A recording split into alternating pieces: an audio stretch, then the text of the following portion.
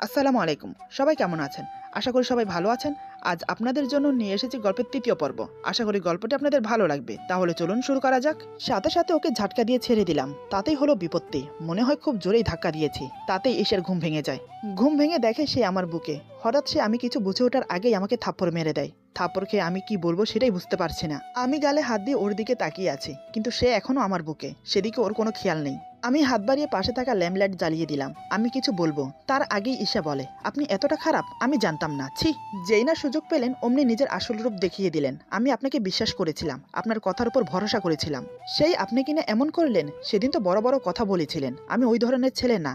আপনি কেমন ছেলে সেটা তো প্রথম রাতেই বুঝিয়ে দিলেন। আমি আপনাকে শর্ত দিয়েছিলাম যে আমাকে কোনোভাবে টাচ করবেন না, কিন্তু আপনি কি করলেন? ছি! আমার বলতেও ঘৃণা হচ্ছে। আপনার উপর বিশ্বাস করাটাই আমার ভুল হয়েছে। মেয়েটির কথা শুনে আমি জায়গাতেই বেকুব হয়ে গেলাম। মেয়েটি বলে কি, নিজে আমাকে জড়িয়ে ধরলো, নিজে আমার জায়গায় এসে আমার বুকের উপর মাথা রেখে ঘুমোলো। এখন শব্দোষ আমার? আমি বললাম, মাথা ঠিক আছে তো তোমার? তুমি এটা ভুলে যেও না, তুমি এখনো আমার বুকে শুয়ে আমাকে কথাগুলো শোনাচ্ছ। একবার ভালো করে দেখো তো, আমি তোমাকে জড়িয়ে ধরে আছি না তুমি আমাকে জড়িয়ে ধরে আছো? বালিশগুলো কোথায় দেখো, আর তুমি কোথায় দেখো? এবার মনে হয় মেয়েটির সম্বিত ফিরল। আমার কথা শুনে সে তাকিয়ে দেখে সত্যি সে আমাকে জড়িয়ে ধরে আমার বুকের উপর শুয়ে আছে। এটা দেখে তৎক্ষণাৎ সে আমাকে ছেড়ে দিয়ে উঠে বসতে যাবে, কিন্তু তার আগেই সে খাট থেকে পড়ে যায়। কারণ যে পাশে ও ঘুমিয়েছে সে পাশে না বসে বসেছে অপর সাইডে, মানে যে পাশে আমি ঘুমিয়েছি। আমি খাটের খুব পাশেই ঘুমিয়েছিলাম। মেয়েটি পরেই কুকিয়ে উঠে বলে, উফ মাগো গেলাম গো, কোমরটা গেছে মনে হয় আমার। ঈশা পড়ে গেছে দেখে আর ওর কথা শুনে আমার রাগ উধাও হয়ে গেল। আমি ওর দিকে ফিরে শুয়ে মিটি মিটি হাসছি, কিন্তু ওকে ধরে উঠালাম না। আমি বললাম, কি হলো, খুব লেগেছে বুঝি? ঈশা বলে, আপনি লোকটা সত্যি খারাপ। আপনি দেখতে পারছেন যে আমি পড়ে যাচ্ছি, তাও আমাকে ধরলেন না। এমন কেন আপনি? আমি বললাম, বারে একটু আগে আমি কিছু না করেও দোষী হলাম। একটা থাপ্পড় খেলাম বিনা দোষে। তুমি কি জানো, ঘুমের ঘরে তুমি আমাকে জড়িয়ে ধরেছো, আমার বুকে মাথা রেখে ঘুমিয়েছিলে। আমি তো তোমাকে ছাড়ানোর চেষ্টা করছিলাম মাত্র, তখনই তোমার ঘুম ভেঙে গেল। আর তুমি কি করলে, উল্টো আমাকে থাপ্পড় মেরে দিলে, আরো নানান রকমের কথা শোনালে। আরেকটা কথা, আমি তোমাকে বিয়ে করেছি বলে এটা মনে করো না তোমার দায়ভার আমি নিয়েছি। হ্যাঁ, ভরণ পোষণের দায়িত্ব আমার, কিন্তু অন্য কিছুর না। তুমি কি পড়ে গেলে নাকি কোথাও ব্যথা পেলে সেসব দেখার দায়িত্ব আমার না। তারপরও মানবতার খাতিরে তোমাকে সাহায্য করছিলাম মাত্র। কিন্তু তুমি তার উল্টো বুঝে বসে আছো। এখন নিজেকে নিজে সাহায্য করো। আমি পারবো না তোমাকে সাহায্য করতে। আমি এখন ঘুমাবো। আর হ্যাঁ, থাপ্পড়ের ওসল আমি পরে তোমার থেকে আদায় করে নেব, মনে থাকে যেন। এই বলে আমি অন্যদিকে ফিরে শুয়ে পড়লাম। যতই বলি না কেন নিজেরটা নিজে দেখো, কিন্তু মনে মনে চিন্তা হচ্ছে। গাড়ি থেকে নামার সময় পায়ে ব্যথা পেয়েছে, এখন আবার পড়ে গিয়ে কোমরে ব্যথা পেয়েছে। উঠতে পারবে তো? এদিকে এসে আমার কথা শুনে স্তব্ধ হয়ে যায়। আমার কথাগুলো যেন ওর বিশ্বাসই হচ্ছে না। আমি যা বললাম সত্যি কি তাই? সে নিজেই আমাকে জড়িয়ে ধরেছে? সেটা কিভাবে হতে পারে? এসব কথা ভাবতে ভাবতে সে উঠে দাঁড়ানোর চেষ্টা করে, কিন্তু একটু উঠতেই সে আবার পড়ে যায়। কারণ পায়ের ব্যথা কোমরের ব্যথা দুটো মিলিয়ে উঠতে খুব কষ্ট হচ্ছে। আবার চেষ্টা করলো, কিন্তু এবারও পারলো না। তবে আবার ব্যথা পেয়ে কুকিয়ে ওঠে। আমি আর নিজেকে ধরে রাখতে পারলাম না। উঠে গিয়ে কোলে করে এনে বিছানায় শুয়ে দিলাম। এবার আর অনুমতি নেবার প্রয়োজন মনে করলাম না। আমি গিয়ে ডয়ার থেকে মলমটা নিয়ে আসি। তারপর ওর পায়ে লাগিয়ে আলতো করে মালিশ করতে থাকি। জীবনে এটাও করতে হবে ভাবতে পারিনি। ঈশা চুপচাপ শুয়ে আছে। আমি পায়ে কিছুক্ষণ মালিশ করে পাতলা একটা চাদর গায়ে দিয়ে বললাম, এখন ঘুমিয়ে পড়ো, সকালে বরং ডাক্তারের কাছে নিয়ে যাব। এই বলে আমি সোফায় গিয়ে শুয়ে পড়লাম। ঈশা মাথা তুলে আমার দিকে তাকিয়ে বলে, এই যে শুনছেন? আমি বললাম, কি হলো আবার, কিছু চাই? ঈশা বলে, না মানে বলছিলাম যে এখানে এসে ঘুমান না। আমি বললাম, একদম না, ভয় পাওয়ার কিছু নেই, আমি আছি এখানে। ঈশা বলে, আমার ভুলের জন্য আমি সরি বলছি তো, তারপরও আসুন না। এবার আমার বিরক্ত লাগছে। মেয়েটি নিজেও ঘুমোচ্ছে না, আমাকেও ঘুমোতে দিচ্ছে না। আমি বললাম, সমস্যা কি তোমার, বলো তো? আচ্ছা একটা কথা বলো তো, তুমি কি ছোট থেকেই এমন?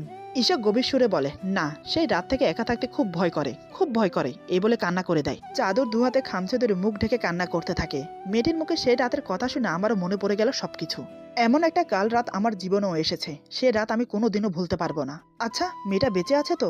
ওর কিছু হয়নি তো?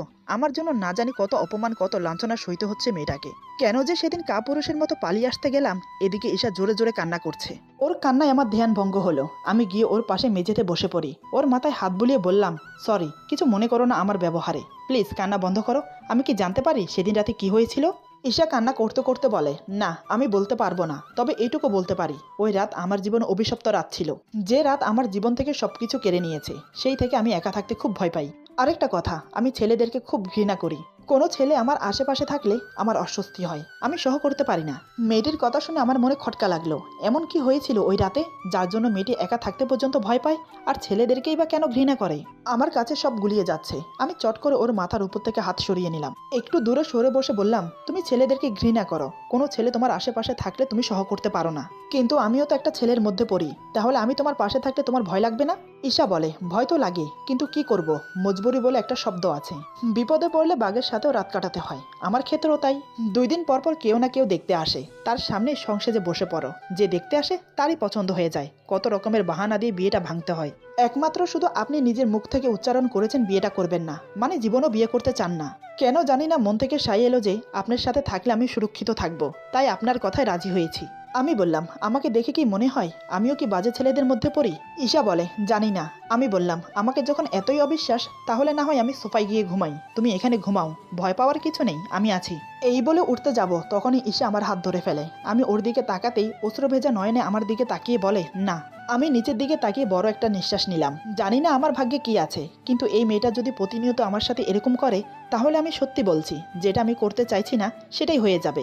মানে মেয়েটার প্রতি আমি ধীরে ধীরে দুর্বল হয়ে পড়ব, তখন আমার ওকে ছাড়া এক মুহূর্ত চলবে না। কিন্তু আমি তো এটা চাই না।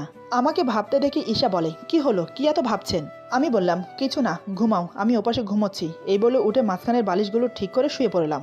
নানান কথা ভাবতে ভাবতে একসময় ঘুমিয়ে পড়ি। এদিকে ঈশা মনে মনে ভাবছে, বিয়ের প্রথম দিন থেকে এসব আমার সাথে কি হচ্ছে, না জানি লোকটা আমাকে কি ভাবছে। কিন্তু আমি কি করব, আমার সাথে যা হয়েছে তারপরে তো কাউকে বিশ্বাস করা অসম্ভব। তবে এই লোকটাকে কেন জানি বিশ্বাস করতে মন চায়। লোকটা কি সত্যি ভালো, নাকি লোক দেখানোর জন্য ভালো সেজে বসে আছে, কে জানে। এসব ভাবতে ভাবতে সেও একসময় ঘুমিয়ে পড়ে। সকালে ঘুম ভাঙলো দরজা ধাক্কানোর শব্দে। আমি উঠে দেখি ঈশা এখনো ঘুমোচ্ছে, তাই আমি গিয়ে দরজা খুলে দেই। দরজা খুলতেই কাজের মেয়ে চুমকি বলে, ছোট ভাইয়া আপনাদের জন্য নিচে সবাই অপেক্ষা করছে, ছোট মা তাড়াতাড়ি নিচে যেতে বলেছে। আমি বললাম, তুই যা, আমি আসছি। আমার কথা শুনে চুমকি চলে গেল। আমি আবার দরজা লাগিয়ে ঈশার পাশে এসে বসি। ঈশাকে ডেকে বললাম, এই ঈশা, সকাল হয়ে গেছে, ওঠো, সবাই আমাদের জন্য নিচে অপেক্ষা করছে। আমার কথা শুনে ঈশা আড়মোড়া ভেঙে উঠে বসে। আমি বললাম, শুভ সকাল, ঘুম কেমন হলো? ঈশা বলে, আর ঘুম, নতুন জায়গা তো, তাই একটু সমস্যা হচ্ছে, হয়তো পরে ঠিক হয়ে যাবে। আমি বললাম, ঠিক আছে, এখন উঠে ফ্রেশ হয়ে নাও, নিচে আমাদের জন্য সবাই বসে আছে। এই বলে আমি আগে ফ্রেশ হতে চলে গেলাম। কিছুক্ষণ পর আমি বেরিয়ে আসলে ঈশা উঠে যেতে চায়, কিন্তু পারে না, আবার পা ধরে বসে পড়ে। কারণ পায়ের ব্যথা আগে থেকে আরো বেড়েছে, পা ফুলে কালো হয়ে গেছে। আমি বললাম, কি হয়েছে, পায়ের ব্যথা কমেনি? আমার কথা শুনে ঈশা পা দেখিয়ে বলে, না, এই দেখুন না, আরো ফুলে গেছে, ব্যথাও করছে খুব। আমি বললাম, তাহলে তোমার নিচে যেয়ে কাজে নেই, তোমার নাস্তা উপরে পাঠিয়ে দিতে বলছি।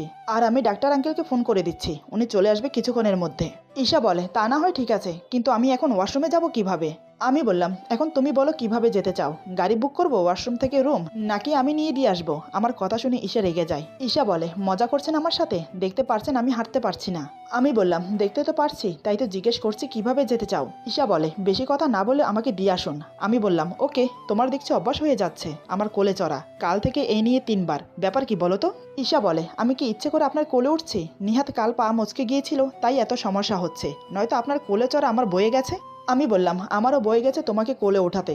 এই বলে আমি ওকে কোলে নিয়ে ওয়াশরুমে দিয়ে এসে বাইরে দাঁড়িয়েছিলাম। কিছুক্ষণ পর আবার নিয়ে এসে খাটে বসিয়ে দিলাম। মনে মনে ভাবছি, বিয়ে না করে একাই তো ভালো ছিলাম, এখন দেখো অন্যজনের খেদমত করতে হচ্ছে, কি কপাল মাইরি। এক ঝামেলা থেকে বাঁচতে হাজারটা ঝামেলা মাথায় নিয়ে বসে আছি। আমি ওকে খাটে বসিয়ে নিচে চলে এলাম। আমাকে একা নিচে নামতে দেখে মা জিজ্ঞেস করে, কি রে, তুই একা যে, বোমা কোথায়? আমি বললাম, কাল গাড়ি থেকে নামার সময় পা মচকে ব্যথা পেয়েছে, তাই হাঁটতে পারছে না। আমি ডাক্তার আঙ্কেলকে ফোন করে দিচ্ছি, উনি এসে দেখে যাবেন। মা বলে, সে কি রে, আমি তো জানতাম না, তোরা বরং নাস্তা কর, আমি গিয়ে দেখে আসি। এই বলে মা ওর জন্য নাস্তা নিয়ে উপরে চলে গেল। মা চলে যাওয়ার পর বাবা বলে, কি রে, তুই রেডি হয়ে কোথায় যাচ্ছিস? আমি বললাম, কোথায় আবার, অফিসে। বাবা বলে, মাথায় কিছু আছে নাকি তোর? কাল বিয়ে করলি, আজ কিসের অফিস শুনি? আজ বাদে কাল মেয়ের বাড়ি থেকে লোকজন আসবে, সেদিকে তোর কোনো খেয়াল আছে? আমি বললাম, ও বাবা, তুমি বুঝতে পারছো না, এই কয়দিন অফিসে যাইনি, অনেক কাজ জমে আছে অফিসে, এদিকে না হয় তোমরা সবাই মিলে দেখে নাও না। বাবা বলে, এ কেমন ধরনের কথা, তোর শ্বশুর বাড়ির লোক আসবে আর তুই থাকবি না? আমাদের মান সম্মান বলে কিছু আছে তো নাকি? তারা কি ভাববে বলতো? কোনো অফিসে যাওয়া হচ্ছে না, আরো 1 সপ্তাহ অফিসে যাওয়া চলবে না। আমি বললাম, কিন্তু বাবা। বাবা বলে, কোনো কিন্তু নয়, সেদিকটা আমি দেখে নিচ্ছি, আর এমনিতেও বৌমা পায়ে ব্যথা পেয়েছে, এখন তোকে তার পাশে থাকতে হবে।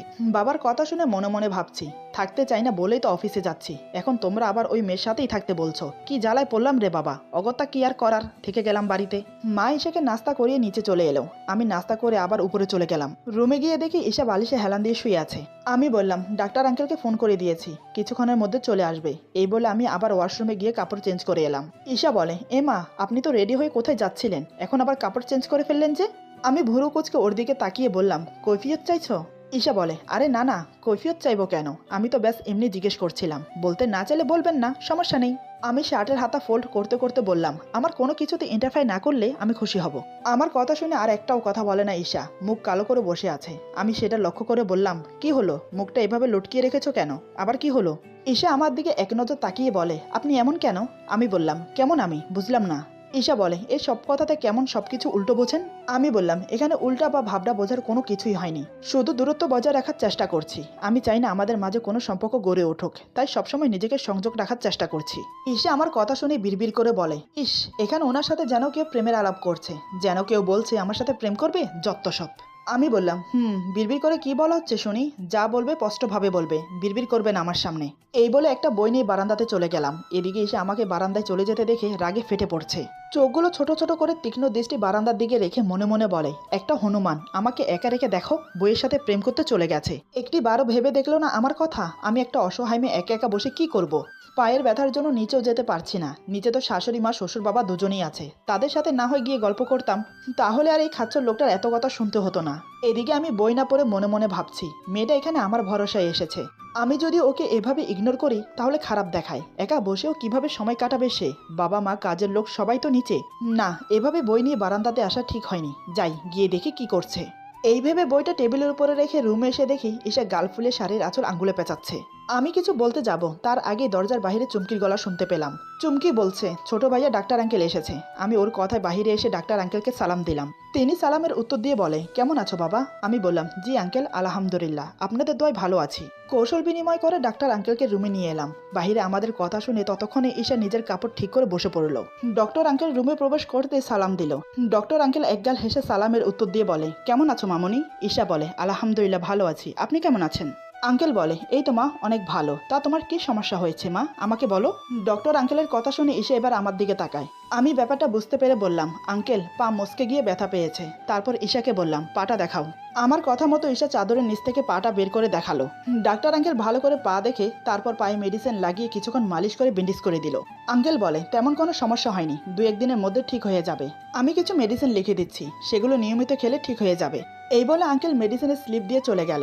আমি আঙ্কেলকে কিছুটা দূর এগিয়ে দিয়ে ওর জন্য মেডিসিন নিয়ে সোজা বাড়িতে চলে এলাম। দুপুরের খাওয়া দাওয়া আমি আর ও একসাথে রুমে করলাম। মা বলেছে তাই, না জানি আরও কি কি করতে হবে সেটাই ভেবে পাচ্ছি না। দুপুরের মেডিসিন খেয়ে ঈশা কিছুক্ষণ ঘুমিয়ে নিল, কারণ কাল রাতে ভালো করে ঘুম হয়নি তাই। বিকেলের দিকে চুমকে এসে আমাদের দুজনের জন্য কফি দিয়ে গেল।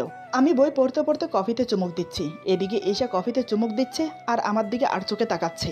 ব্যাপারটা আমার চোখ এড়ালো না। আমি বইয়ের দিকে চোখ রেখেই বললাম, কি ব্যাপার, কিছু বলবে?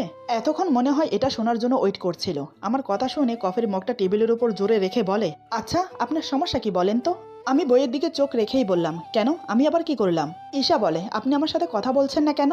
আমি বললাম, আমার জানা মতে এমন কোনো ডিল হয়নি যে আপনার সাথে বসে বসে কথা বলতে হবে। এমন কোনো ডিল হয়েছিল কি?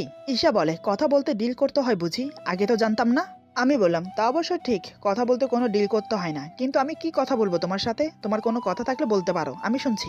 ঈশা বলে, সত্যি আপনি একটা অদ্ভুত মানুষ, কেমন কেমন যেন। মানুষের কত ধরনের কথা থাকে, কলেজ লাইফের কথা, স্কুল লাইফের কথা, কত কত হারানোর স্মৃতি থাকে, সেসব নিয়েও তো মানুষ গল্প করতে পারে। কি খেতে পছন্দ করেন, কোন কালার আপনার পছন্দ, কি করতে ভালোবাসেন, কত ধরনের কথা আছে। আর আপনি বলছেন আমার সাথে কি কথা বলবেন? এ কেমন ধরনের কথা? এবার আমি বইটা বন্ধ করে ওর দিকে তাকিয়ে বললাম, আচ্ছা আমার পছন্দের খাবারের কথা বললে তুমি কি বানিয়ে খাওয়াবে? আমার কোন কালার পছন্দ সেটা জেনে তুমি কি করবে? আমি কি করতে ভালোবাসি সেটা জেনেও তুমি কি করবে? আর হ্যাঁ, আমার সম্পর্কে জানা বন্ধ করো। তোমার নিজের ব্যাপারে কিছু বলার থাকলে বলতে পারো, আমি শুনছি। আমার মনে হয় আমার কথায় ও মনে কষ্ট পেয়েছে। আমার দিকে করুণভাবে তাকিয়ে আছে। আমি মনে মনে ভাবছি, মনে হয় একটু বেশিই বলে ফেলেছি। কি করব, আমি তো চাই না ওর সাথে বেশি কথা বলতে। বেশি কথা বললে যদি দুর্বল হয়ে পড়ি ওর প্রতি, তাই নিজেকে গুটিয়ে রাখার চেষ্টা করছি। মেয়েটা কি সেটা বুঝতে পারে না? আচ্ছা আসলে ও কি চায় জিজ্ঞেস করবো একবার। না, এভাবে কথা না বললে বুঝতে পারবো না ওর মতলব কি। এসব ভেবে আমি ওর দিকে ঘুরে বসলাম। ঈশা নিচের দিকে তাকিয়ে কফি খাচ্ছে, বুঝতে পারলাম রাগ করে আছে। আমি বললাম, রাগ করলে তোমাকে আরো সুন্দর লাগে। হঠাৎ আমার মুখে এমন কথা শুনে ঈশা আমার দিকে চোখ তুলে তাকায়, কিন্তু মুখে কিছু বলে না। আমি বললাম, তুমি আমার উপর রাগ করেছো? ঈশা বলে, আপনি আমার কে হন যে আমি আপনার উপর রাগ করব? আমি বললাম, তাও ঠিক, আমি তোমার কে হই? কারোর উপর রাগ করতে কিন্তু আপনজন হতে হয় না। ঈশা বলে, আমি রাগ করলে আপনার কি? আমি বললাম, তার মানে তুমি আমার উপর রাগ করেছো। আমি জানি মাঝে মাঝে আমি তোমাকে হার্ট করে ফেলি, কিন্তু কি করব বলো, আমি চেয়েও নিরুপায়। আমাদের বিয়ে হয়েছে আজ 2 দিন। এই 2 দিনে প্রায় ইচ্ছে করতো তোমার সাথে মন খুলে কথা বলি, কিন্তু ঈশা বলে, কিন্তু কি? আমি বললাম, আসলে আমার জীবনে একটা পিছু ইতিহাস আছে যেটা আমাকে সবসময় কুরে কুরে খায়, যেটা আমি কাউকে বলতেও পারছি না। আসলে আমি নিজেও জানি না আমি কি করেছি। আমি কিছু না জানলেও সেটা আমিই করেছি, এটা আমি কনফার্ম করে বলতে পারি। মানুষ অপরাধ করে ভুলে যায়। একটা কথা বলো তো, আমি কেন পারছি না ভুলতে?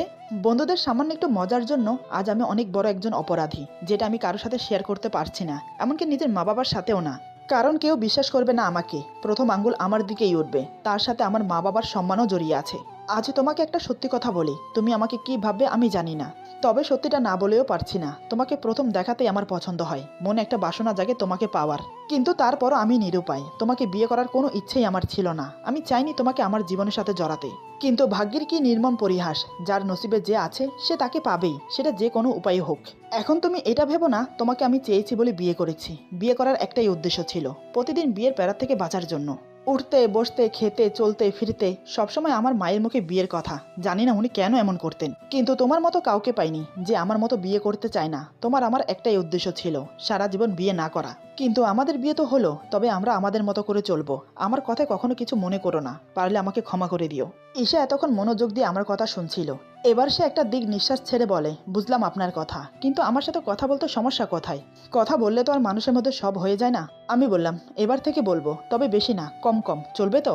ঈশা বলে, না চললেও চালিয়ে নেব, সমস্যা নেই। এভাবে আমরা বেশ কিছুক্ষণ গল্প করলাম। রাতে খাওয়া দাওয়া করে দুজন মাঝখানে বালিশ দিয়ে শুয়ে পড়লাম। আমি বললাম, কাল রাতের মতো আজ যেন মিস্টেক না হয়। আমার কথা শুনে ঈশা লাফ দিয়ে উঠে আমার উপর ঝুঁকে চোখে চোখ রেখে বলে, সবসময় আগে আগে ভাবেন কেন? কাল হয়তো এমন হয়েছে আপনি আমাকে নিজের বুকে টেনে নিয়েছেন। আমি বললাম, ও হ্যালো, আমি যা করব সামনাসামনি করব, চুপি চুপি করব কেন? ঈশা বলে, তাই নাকি? কি করতে পারেন? আমি বললাম, দেখো ভালো হবে না, ঘুমাও। ঈশা বলে, আজ যদি তেমন কিছু করেছেন তাহলে আপনার খবর আছে, একদম এভাবে মেরে ফেলবো। এই বলে আমাকে ঝুঁকে দেখাতে যাবে, ঠিক তখনই আমার উপর থেকে ডিগবাজি খেয়ে পড়ে যাচ্ছিল। আমি তৎক্ষণাৎ টেনে নিজের বুকের সাথে জড়িয়ে ধরি, কিন্তু ওকে ধরতে গিয়ে বুঝতেই পারিনি আমার এক হাত ওর বুকে, অন্য হাত ওর কোমর শক্ত করে ধরে আছে। তার চেয়ে বড় কথা, আমার ঠোঁট ঈশার ঠোঁটের সাথে জোড়া লেগে আছে, ঠিক চুমোর ভঙ্গিতে। ঈশা পড়ে যাওয়ার ভয় চোখ বন্ধ করে আমাকে শক্ত করে জড়িয়ে আছে। দুজন দুজনকে আলিঙ্গনে আবদ্ধ করে রেখেছি। অজান্তে ওর ঠোঁটে কিস করে বসি। আমার একটা হাত ওর পিঠে বিচরণ করছে। আমার প্রতিটা ছোঁয়ায় ঈশা শিহরিত হচ্ছে। এভাবে বেশ কিছুক্ষণ অতিবাহিত হয়ে গেল। হঠাৎ ঈশা আমাকে ধাক্কা দিয়ে সরিয়ে দেয়, তাতেই আমার সম্বিত ফিরল। এমন কিছু হবে ভাবতে পারিনি। কি থেকে কি হয়ে গেল। ঈশা তৎক্ষণাৎ আমাকে ছেড়ে দিয়ে ওর জায়গায় গিয়ে শুয়ে পড়ল। আমি বললাম, সরি, আসলে আমি বুঝতে পারিনি তুমি পড়ে যাচ্ছিলে তাই। আমার কথা শেষ হতে দিল না, তার আগে ঈশা হঠাৎ যা করলো তার জন্য আমি বিন্দু মাত্র প্রস্তুত ছিলাম না। কাল তো থাপড় খেয়েছি, কিন্তু আজ এমন কিছু করবে সেটা যেন আমার মাথায় আসেনি। আমি তো অবাক হয়ে চোখ বড় বড় করে ওর দিকে তাকিয়ে আছি। ওকে কোনোভাবেই চিনতে পারছি না আমি। কি হতে চলেছে সামনে আমার সাথে? এরপর যা হলো, আজকের গল্প এখানে সমাপ্ত। গল্পের বাকি অংশ পেয়ে যাবেন আগামী পর্বে। আশা করি গল্পটি আপনাদের ভালো লাগবে। যদি ভালো লাগে তাহলে লাইক, কমেন্ট এবং সাবস্ক্রাইব করে আমাদের পাশে থাকুন। পাশে থাকা বেল আইকন প্রেস করে দেবেন, তাহলে আমাদের নিত্য নতুন ভিডিও আপনাদের কাছে পৌঁছে যাবে। সবাই ভালো থাকবেন, সুস্থ থাকবেন। আল্লাহ হাফেজ।